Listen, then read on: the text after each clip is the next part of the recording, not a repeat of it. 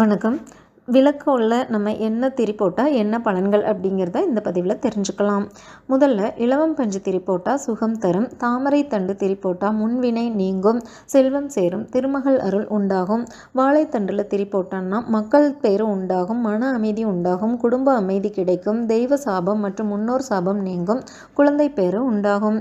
வெள்ளருக்கு திரி போட்டோம்னா செய்வினை நீங்கும், ஆயுள் நீடிக்கும், குழந்தைகளின் வாழ்க்கை சிறப்பாகும். பருத்தி பஞ்சு திரி போட்டோம்னா தெய்வ குற்றம், பிதுர் சாபம் போகும், வம்சம் விருத்தியாகும். வெள்ளை துணியில் திரி போட்டால் அனைத்து நலன்களும் உண்டாகும். சிவப்பு துணியில் திரி போட்டோம் அப்படின்னா திருமண தடை நீங்கும், மக்கட்பேறு உண்டாகும்.